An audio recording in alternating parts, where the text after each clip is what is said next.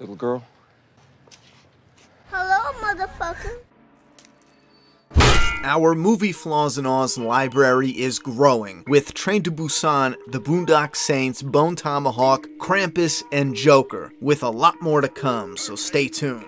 Now, if you're new here, the rules are simple. We'll attempt to show Hollywood what worked and what didn't, while also trying to have some fun with a special type of breakdown format. Anything just okay or meh gets ignored, while the good gets an A and the bad gets an F, and this will lead into a unique map cinema score ranging from negatives to positives. Now, it's been heavily requested to review the complete first season of The Walking Dead and more if it's successful. So if this is something you really want, now is the time to help support the content by punching that like button, commenting, sharing the vid over social media, becoming a member of the channel or Patreon support, which support links can be found in the video description. If we can triple the amount of support soon, I can commit to multiple Walking Dead back episodes every month, probably 3 to 4 for the next 2 years. Now let's get into The Walking Dead 101, Days Gone By, Flaws and Awes. Holy shit.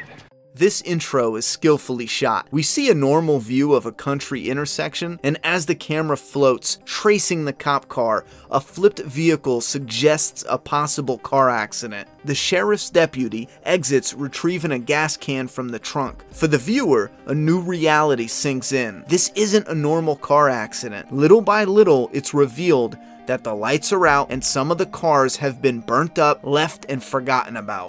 That sheriff's deputy, Rick Grimes, shambles down a tiny hill clutching his side. We'll come to know that he's injured, and anyone with an injury knows vibrations hurt the sore muscles around the healing wound. These ultra-realistic additions, no matter how small, should always be highlighted and appreciated. These will always prop up a scene, helping to add to the immersion.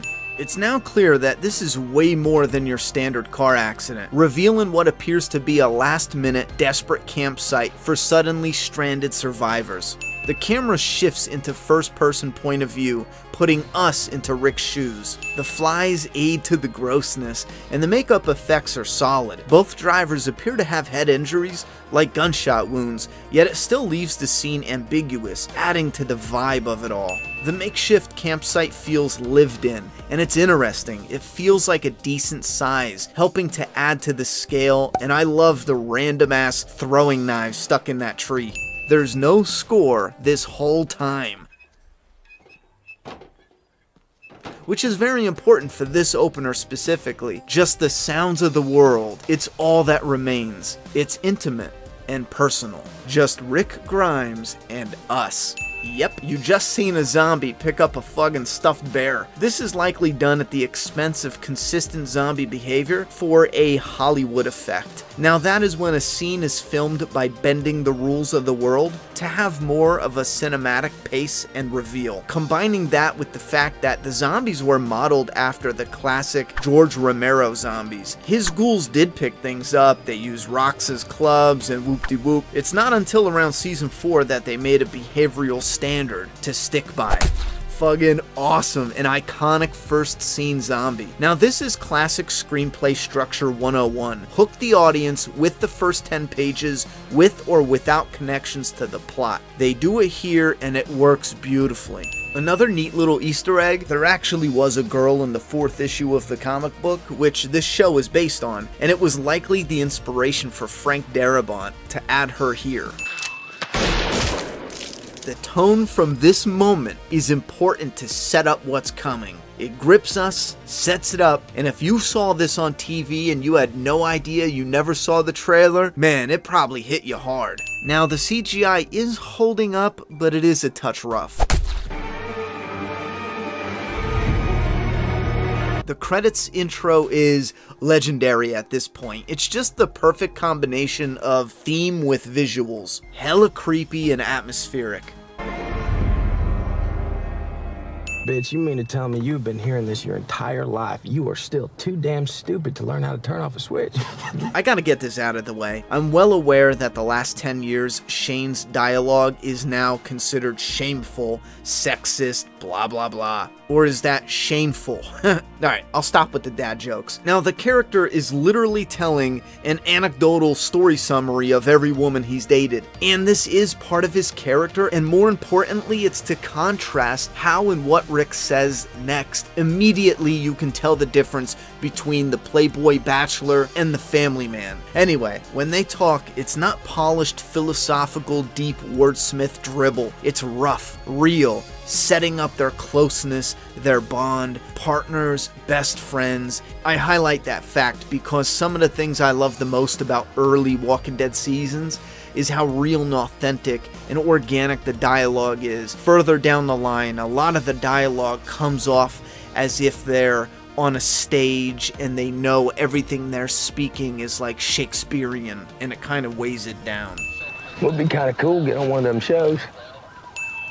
I know it's two different police forces, but is that common? Spike stripping officers' vehicles? Wouldn't they still get advised? I mean, they did the roadblock. Wouldn't they be able to coordinate the spike strip? Or at least some type of warning?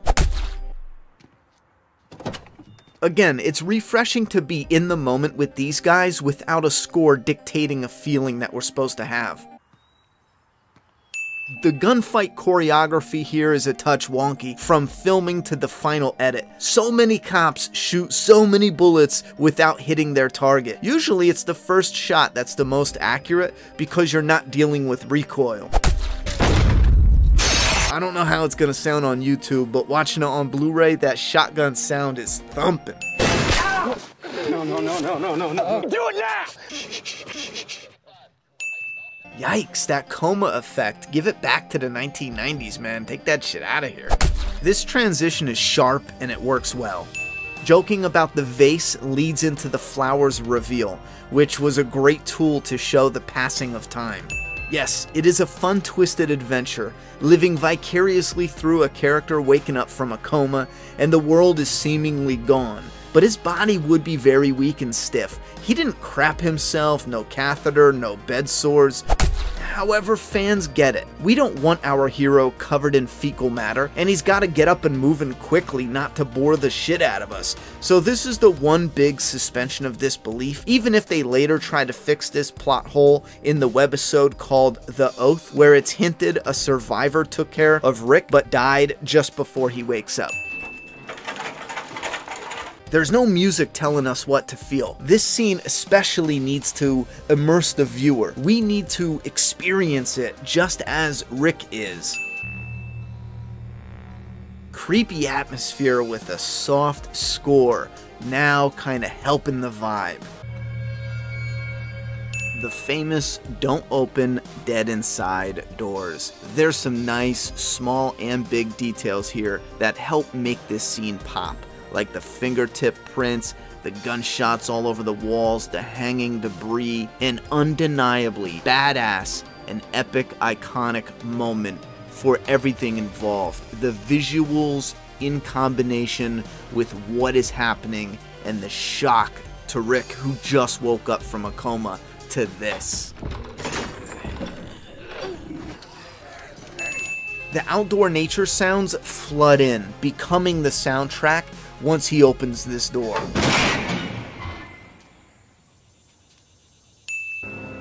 Damn, now that's a living nightmare. Another totally badass and iconic scene. And they're doing a good job making this feel like a nightmare for Rick. Is this real? Probably one of the most impactful little moments because it's such a hard-hitting mindfuck.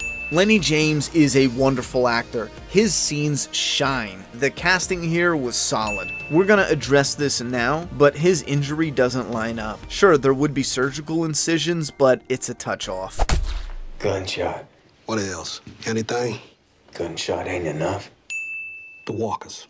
Yes, Walker. because zombie just has a silly ring to it by now. Besides, not using the word zombie isn't even anything new. Even in the classic, they were called ghouls. And I struggle to figure out why people have a hard time understanding that. Yes, this is a story grounded in a world much like our own, but it's a different universe that never had zombies exist. No zombie movies, no stories, no none of that. For me, I think that adds to what's going on here.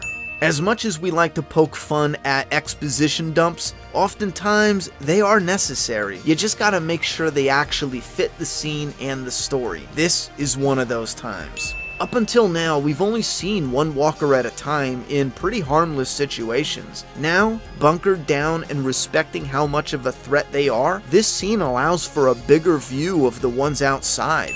Also, bleeding into some of the more heavy emotional character stuff, Dwayne's mother is there. Yes, the walkers early on are very different than what we'll come to know. Their eyes seem to be more of a bloodshot, and they're turning a doorknob. This is something that'll get dropped later on, and honestly, it's probably something they never should have included to begin with. I do have to add it in here though, without adding the bias of how you want your zombies. That is a creepy moment. Skin gave off a heat like a furnace. I am so glad they cast Lenny James. There's a lot of emotional weight in his performance. I should have put it down, man. I should have put it down. I just didn't have it in me. Need a moment. Rick deduces that his family is still alive from the missing photos. Now that's clever. We like clever. Plus, this'll bring up Morgan's wife again and give us this little moment. There I am packing survival gear. She's grabbing photo out. Nice story flow here with a purposeful slow burn beginning, and now we have our mission. Rick's going off, looking for his wife and kid. There's an adventurous vibe about it.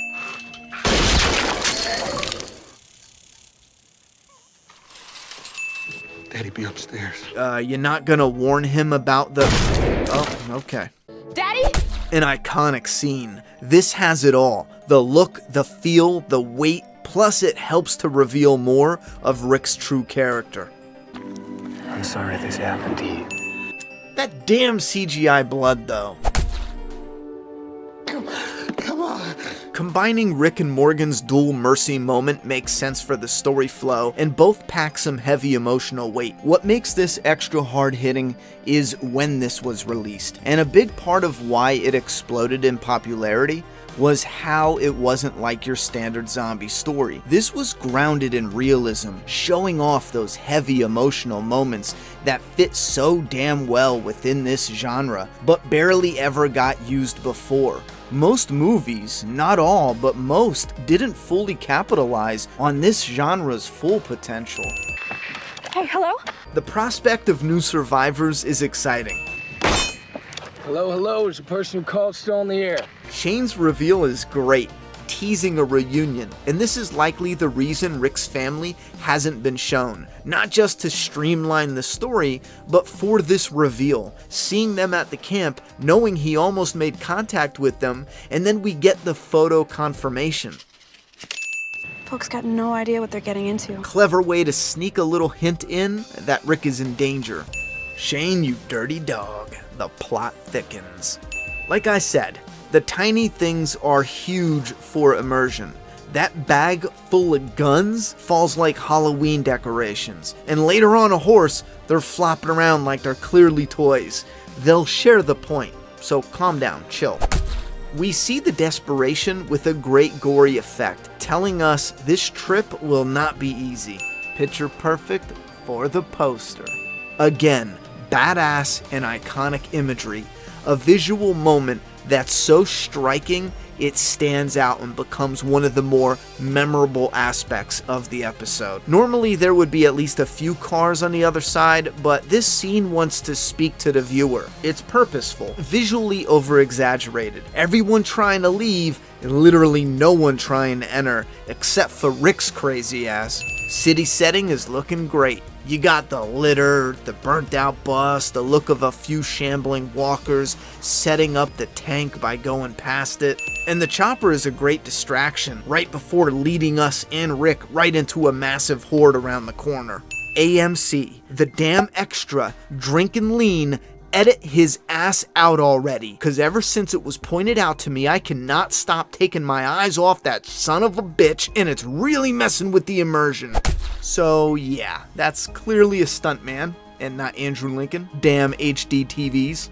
Now, I love this moment, and I'm only adding this to be fair. They filmed it in a way that isn't too noticeable, but if you track the movements, it's ridiculous how he gets surrounded because of the environment and how slow the walkers move. Those streets were just fully clear.